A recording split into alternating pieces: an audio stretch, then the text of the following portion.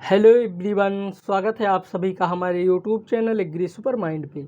आज हम बात करने वाले हैं फिजिक्स, केमिस्ट्री और बायोलॉजी से संबंधित सभी महत्वपूर्ण प्रश्नों की, जो कि आने वाले सभी एग्जाम की दृष्टि से काफ़ी महत्वपूर्ण होने वाले हैं। सो बढ़ते हैं हम लोग अपने क्वेश्चंस की तरफ, जो कि आज का हमारा पहला क्वेश्चन है। सूर्य अपनी विकिरण ऊर्जा प्राप्त करता है।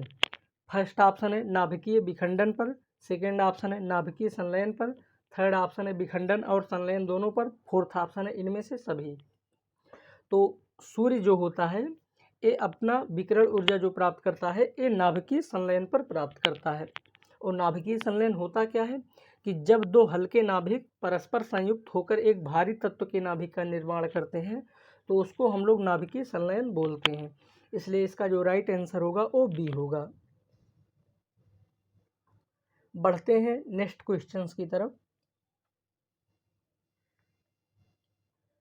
नाभिकीय रिएक्टर में नियंत्रक छड़ बनी होती है। फर्स्ट ऑप्शन है कैडमियम की, सेकेंड ऑप्शन है यूरेनियम की, थर्ड ऑप्शन है ग्रेफाइट की, फोर्थ ऑप्शन है इनमें से कोई नहीं।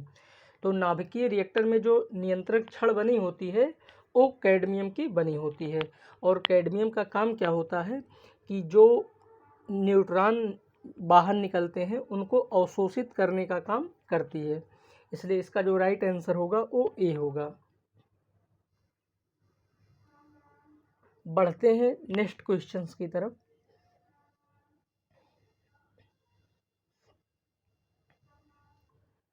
परम शून्य ताप पर अर्धचालक व्यवहार करता है। फर्स्ट ऑप्शन है अर्धचालक की तरह, सेकेंड ऑप्शन है पूर्ण चालक की तरह, थर्ड ऑप्शन है पूर्ण अचालक की तरह, फोर्थ ऑप्शन है अति चालक की तरह।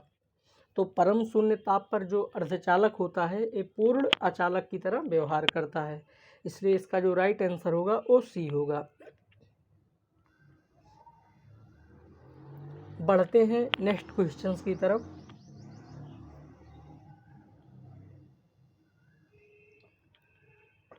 शुद्ध अर्धचालक में थोड़ा उपद्रव मिलाने पर उसकी बढ़ती है। फर्स्ट ऑप्शन है चालकता, सेकेंड ऑप्शन है अचालकता, थर्ड ऑप्शन है प्रतिरोधकता, फोर्थ ऑप्शन है इनमें से कोई नहीं।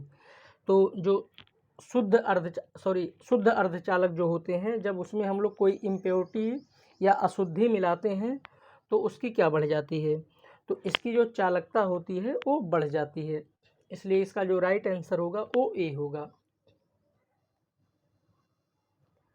बढ़ते हैं नेक्स्ट क्वेश्चंस की तरफ।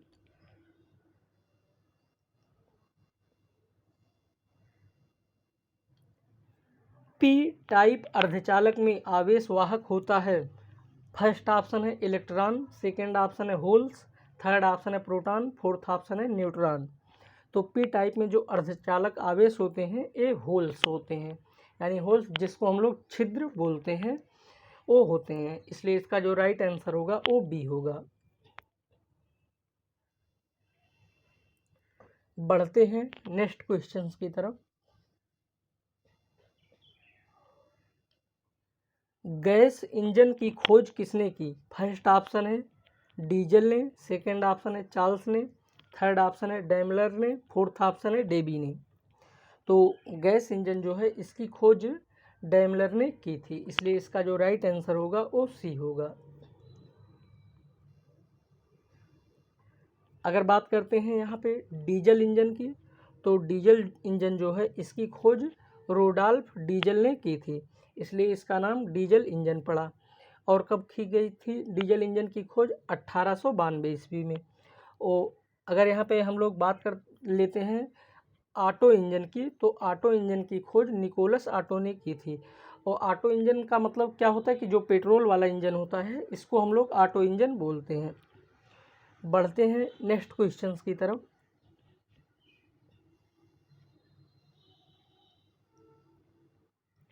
ऊष्मा गतिकी का प्रथम नियम किस पर आधारित है। फर्स्ट ऑप्शन है कार्य संरक्षण पर, सेकेंड ऑप्शन है ताप संरक्षण पर, थर्ड ऑप्शन है ऊर्जा संरक्षण पर, फोर्थ ऑप्शन है इनमें से कोई नहीं। तो ऊष्मा गतिकी का जो प्रथम नियम है ये ऊर्जा संरक्षण के नियम पर आधारित है। और ऊर्जा संरक्षण का नियम क्या कहता है कि कोई भी अगर एनर्जी है ना तो हम उसको उत्पन्न कर सकते हैं ना तो नष्ट कर सकते हैं। बल्कि एक रूप से दूसरे रूप में उसको बदला जा सकता है। तो इसलिए इसका जो राइट आंसर होगा वो सी होगा। बढ़ते हैं नेक्स्ट क्वेश्चंस की तरफ।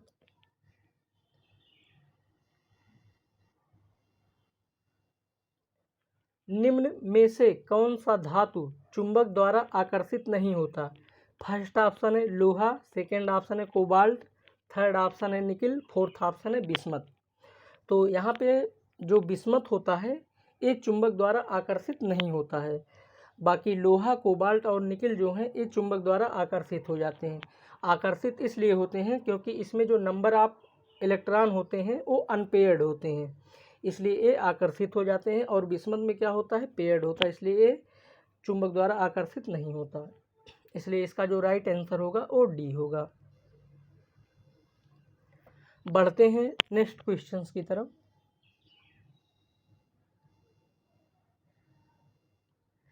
प्रकाश का वेग सर्वप्रथम किसने ज्ञात किया? फर्स्ट ऑप्शन है गैलीलियो ने, सेकंड ऑप्शन है रोमर ने, थर्ड ऑप्शन है न्यूटन ने, फोर्थ ऑप्शन है इनमें से कोई नहीं। तो हम सबको पता होगा कि जो प्रकाश का वेग सर्वप्रथम किसने ज्ञात किया था, तो वो रोमर ने ज्ञात किया था। इसलिए इसका जो राइट आंसर होगा वो बी होगा। और प्रकाश की चाल कितनी होती है? 3 × 10⁸ मीटर पर सेकेंड होता है। और इसको डिनोट किससे करते हैं? C बराबर लैम्डा इंटू एफ।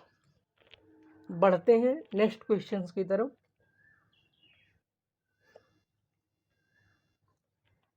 प्रकाश का वेग अधिकतम होता है, फर्स्ट ऑप्शन है हीरे में, सेकंड ऑप्शन है कांच में, थर्ड ऑप्शन है पानी में, फोर्थ ऑप्शन है निर्वात में। तो निर्वात में जो होता है प्रकाश की चाल सबसे अधिक होता है, इसलिए इसका जो राइट आंसर होगा वो डी होगा।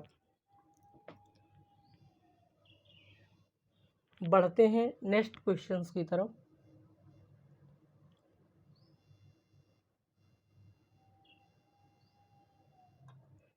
H2SO4 में यश की ऑक्सीकरण संख्या है। फर्स्ट ऑप्शन है +2, सेकंड ऑप्शन है -2, थर्ड ऑप्शन है -5, फोर्थ ऑप्शन है +6।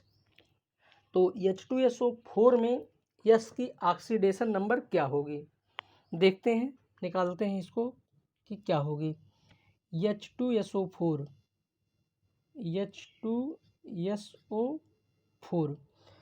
और H2SO4 में क्या होता है कि जो हाइड्रोजन होता है, हाइड्रोजन का जो ऑक्सीडेशन नंबर होता है वो 1 होता है। लेकिन यहाँ पे है क्या कि हाइड्रोजन का ऑक्सीडेशन नंबर 1 होता है, लेकिन यहाँ पे हाइड्रोजन कितने हैं? 2 हैं। तो इसको हम लोग 2 और ऑक्सीडेशन नंबर कितना होता है? 1। और यहाँ पे हमको सल्फर का निकालना है, तो सल्फर का मान हम लोग x रखते हैं। और जो ऑक्सीजन है, ऑक्सीजन में पर ऑक्साइड और सुपर ऑक्साइड के केस में क्या होता है, इसका जो मतलब ऑक्सीडेशन नंबर होता है वो 1 होता है, -1 होता है। तो यहाँ पे कितने ऑक्सीजन हैं? 4 ऑक्सीजन है। और इसका जो पर ऑक्साइड और सुपर ऑक्साइड के केस में -2 होता, सॉरी -1 बोल दिया था, -1 होता, -2 होता है। तो यहाँ पे -2 होगा। अब क्या हो गया, इसको हम लोग मल्टीप्लाई करते हैं तो 2 हो गया प्लस x, और इसको मल्टीप्लाई करते हैं कितना होगा? -8 इक्वल टू हम लोग 0 लगाते हैं। अब होगा क्या कि x -6 बराबर 0। अब हम लोग इसको राइट साइड में ले जाते हैं तो x बराबर +6 होगा।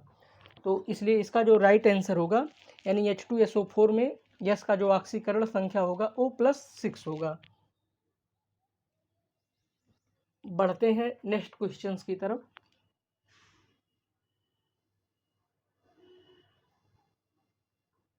नमक और नौशादर के मिश्रण को पृथक किया जा सकता है।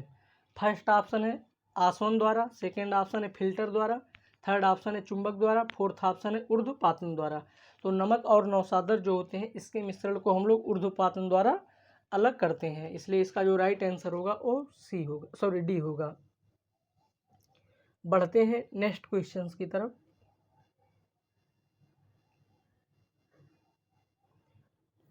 के MnO4 में Mn की ऑक्सीडेशन संख्या होगी, यानी ऑक्सीकरण संख्या होगी प्लस, फर्स्ट ऑप्शन है +7, सेकेंड ऑप्शन है +4, थर्ड ऑप्शन है +5, फोर्थ ऑप्शन है +6। तो आइए इसको भी हम लोग सॉल्व करके देखते हैं। के MnO4, यहाँ पे जो पोटेशियम का ऑक्सीडेशन नंबर कितना होता है, +1 होता है। पोटेशियम का जो ऑक्सीडेशन नंबर होता है +1 होता है। और Mn यानी मैग्नीज की ऑक्सीडेशन नंबर हमें निकालना है, तो इसका मान जो है हम +x रखते हैं। और अभी इसके पहले हम लोग बात कर चुके हैं कि पर ऑक्साइड और सुपर ऑक्साइड के केस में ऑक्सीजन का जो ऑक्सीडेशन नंबर होता है वो -2 होता है। तो कितने ऑक्सीजन है यहाँ पे ऑक्सीजन की जो संख्या है ये 4 है और ऑक्सीडेशन नंबर 2 है। तो अब यहाँ पे होगा कितना कि इसको हम लोग जो ऐड करेंगे, मल्टीप्लाई करते हैं, देखते हैं तो x माइनस यहाँ पे कितना होगा 7 हो जाएगा। फिर इसके बाद इक्वल टू 0, हम फिर इसको राइट साइड में लेते हैं तो x बराबर +7, यानी के MnO4 में Mn की जो ऑक्सीडेशन संख्या होगी वो +7 होगी, इसलिए इसका जो राइट आंसर होगा वो बी होगा, सॉरी ए होगा। बढ़ते हैं नेक्स्ट क्वेश्चंस की तरफ। कॉपर सल्फेट का जलीय विलयन होता है, फर्स्ट ऑप्शन है क्षारीय, सेकेंड ऑप्शन है उदासीन, थर्ड ऑप्शन है अम्लीय, फोर्थ ऑप्शन है इनमें से कोई नहीं। तो कॉपर सल्फेट का जो जलीय विलयन होता है वो उदासीन होता है, इसलिए इसका जो राइट आंसर होगा वो बी होगा। बढ़ते हैं नेक्स्ट क्वेश्चंस की तरफ।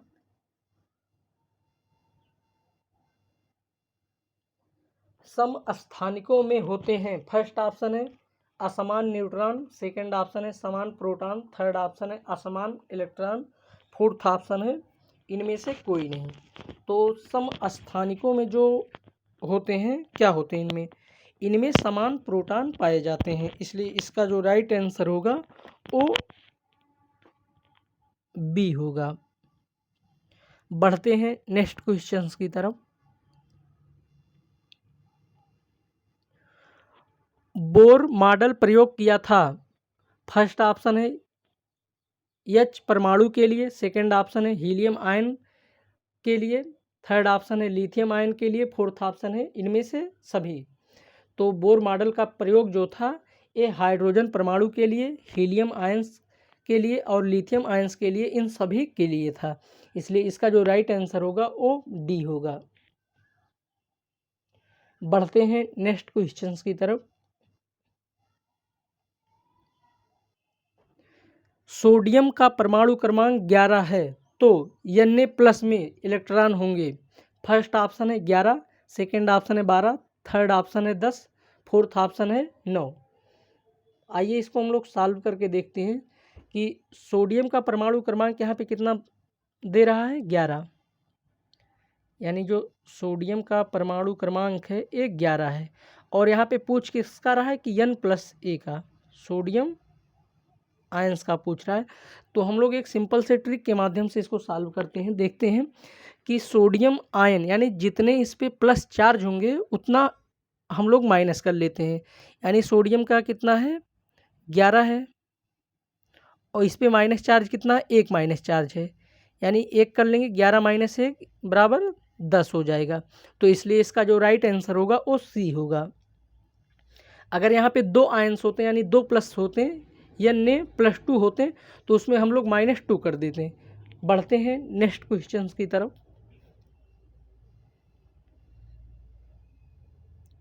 अम्लीय भूमि में उर्वरक प्रयोग करना चाहिए, फर्स्ट ऑप्शन है पोटेशियम नाइट्रेट, सेकेंड ऑप्शन है बेसिक स्लैग, थर्ड ऑप्शन है कैल्शियम नाइट्रेट और फोर्थ ऑप्शन है ये सभी। यानी अम्लीय भूमि में उर्वरकों का प्रयोग करना चाहिए, कौन से उर्वरक का प्रयोग करना चाहिए। अगर भूमि अम्लीय है तो हम लोग उसको क्या करते हैं, क्षारीय बनाते हैं, और क्षारीय बनाने के लिए हमको पोटेशियम नाइट्रेट, बेसिक स्लैग और कैल्शियम नाइट्रेट तीनों का उपयोग करना चाहिए। इसलिए इसका जो राइट आंसर होगा वो डी होगा। बढ़ते हैं नेक्स्ट क्वेश्चंस की तरफ।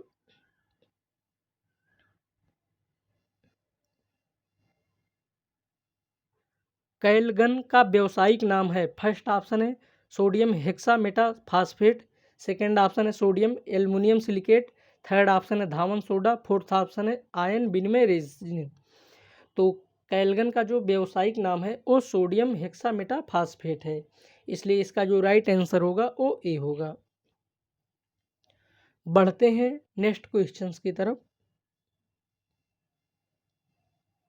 आवर्त सारणी के चौथे आवर्त में तत्वों की संख्या है। फर्स्ट ऑप्शन है 8, सेकेंड ऑप्शन है 18, थर्ड ऑप्शन है 32, फोर्थ ऑप्शन है 2। तो आवर्त सारणी के जो चौथे आवर्त में तत्वों की संख्या है वो 18 है, इसलिए इसका जो राइट आंसर होगा वो बी होगा। बढ़ते हैं नेक्स्ट क्वेश्चंस की तरफ। निम्न में किस रोग के वाहक मच्छर नहीं है। फर्स्ट ऑप्शन है मलेरिया, सेकेंड ऑप्शन है टाइफाइड, थर्ड ऑप्शन है डेंगू, फोर्थ ऑप्शन है पील भाव। तो यहाँ पे देख सकते हैं कि मलेरिया जो होता है ये भी मच्छर का वाहक होता है, डेंगू जो होता है ये भी मच्छर का वाहक होता है, और पील पाँव जो होता है ये भी मच्छर का वाहक होता है। लेकिन टाइफाइड क्या होता है, एक बैक्टीरियल इन्फेक्शन है, यानी एक बैक्टीरिया होता है साल्मोनेला टाइफी, जिससे टाइफाइड फीवर होता है। तो ये मच्छर वाहक नहीं है, इसलिए इसका जो राइट आंसर होगा वो बी होगा। बढ़ते हैं नेक्स्ट क्वेश्चंस की तरफ।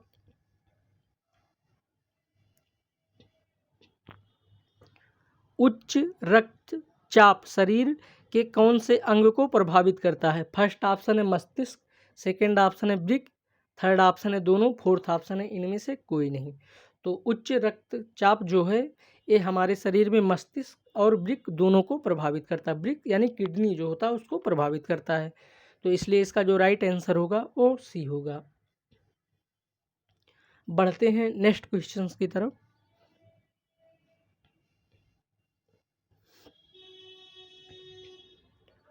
निम्न में से किस स्तनधारी में दंत नहीं पाए जाते, यानी दांत नहीं पाए जाते। फर्स्ट ऑप्शन है हेड हॉग, सेकेंड ऑप्शन है पेंगोलिन, थर्ड ऑप्शन है स्लोथ, फोर्थ ऑप्शन है आर्माडिलो।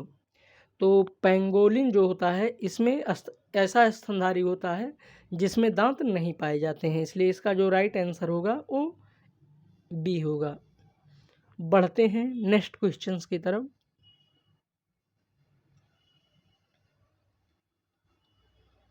मानव गुर्दे में बनने वाली पथरी बनी होती है। फर्स्ट ऑप्शन है कैल्शियम ऑक्जेलेट, सेकेंड ऑप्शन है सोडियम एसीटेट, थर्ड ऑप्शन है मैग्नीशियम सल्फेट, फोर्थ ऑप्शन है कैल्शियम की। तो मानव गुर्दे में जो पथरी बनती है, स्टोन होती है, वो किसकी बनी होती है, वो कैल्शियम ऑक्जेलेट की बनी होती है, इसलिए इसका जो राइट आंसर होगा वो ए होगा। बोलते हैं ना कि ज़्यादा टमाटर है या फिर बहुत अत्यधिक मात्रा में पालक या बैगन, ये सब नहीं खाना चाहिए। इन सब को खाने से हमारे बॉडी में धीरे धीरे कहीं ना कहीं कैल्शियम ऑक्जेलेट मतलब बनता रहता है, जिससे क्या होता है बाद में गुर्दे में पथरी बनने के चांस हो जाते हैं। बढ़ते हैं नेक्स्ट क्वेश्चंस की तरफ।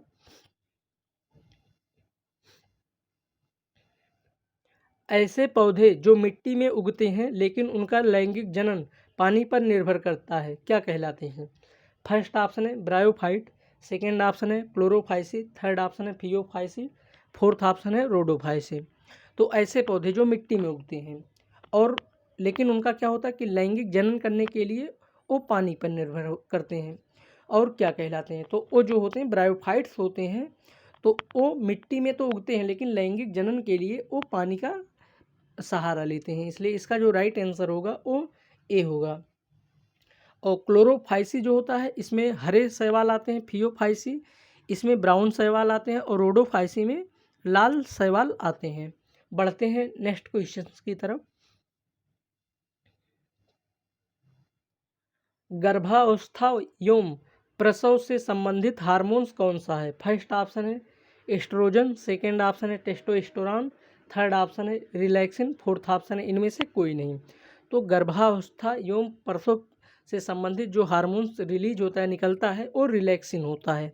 इसलिए इसका जो राइट आंसर होगा वो सी होगा। बढ़ते हैं नेक्स्ट क्वेश्चंस की तरफ।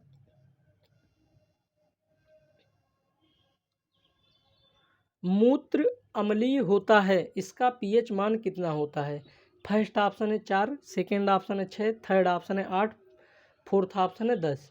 तो मूत्र अम्लीय होता है बोल रहा है, यहाँ पे क्वेश्चन कह रहा है कि मूत्र अम्लीय होता है तो इसका पीएच मान कितना होगा? इसका पीएच मान जो होगा वो 6 होगा, यानी 6 होगा। इसलिए इसका जो राइट आंसर है वो बी होगा। बढ़ते हैं नेक्स्ट क्वेश्चंस की तरफ। अफीम किससे प्राप्त किया जाता है? फर्स्ट ऑप्शन है तने की छाल से, सेकेंड ऑप्शन है जड़ से, थर्ड ऑप्शन है सूखी पत्तियों से, फोर्थ ऑप्शन है सूखे लेटेक्स से। तो अफीम जो होता है ये सूखे लेटेक्स से प्राप्त किया जाता है। क्या होता है कि जो अफीम का फल होता है उसमें चीरा लगा देते हैं। चीरा लगाने के बाद उसमें क्या होता है, जो दूध होते हैं, मिल्क होते हैं, वो बाहर निकल जाते हैं। फिर सूखने के बाद उनको एकत्रित कर लिया जाता है, यानी वो जो लेटेक्स होते हैं जब सूख जाते हैं तो उनको एकत्रित कर लिया जाता है। तो इसलिए इसका जो राइट आंसर होगा वो डी होगा। बढ़ते हैं नेक्स्ट क्वेश्चंस की तरफ। भ्रूण अवस्था में हृदय 1 मिनट में कितनी बार धड़कता है? फर्स्ट ऑप्शन है 100 बार, सेकेंड ऑप्शन है 120 बार, थर्ड ऑप्शन है 140 बार, फोर्थ ऑप्शन है 150 बार।